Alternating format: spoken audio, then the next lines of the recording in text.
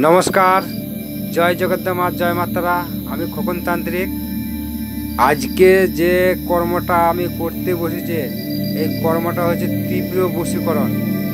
তীব্র বশীকরণটা যখনই করা হবে, সেকেন্ডের মধ্যে কাজটা কিভাবে করা হচ্ছে হোমযজ্ঞের মাধ্যমে, তা আপনারা দেখুন।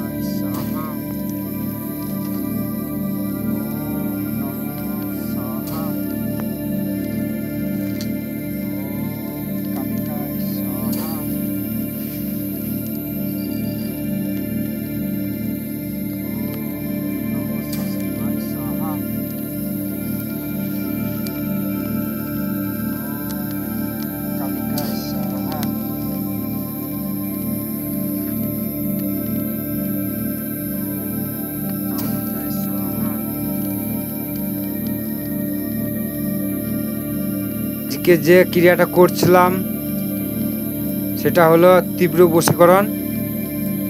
ক্রিয়াটা সম্পূর্ণ হলো, ভিডিওর মাধ্যমে সব বলা যায় না এবং দেখানো যায় না। আপনাদের যদি ভিডিওটা ভালো লেগে থাকে, একটা লাইক, একটা শেয়ার করবেন, আর স্ক্রিনে দেওয়ার নাম্বারে যোগাযোগ করবেন। জয় জগদ্ধামা, জয় মাতারা, জয় গুরু বামদেব।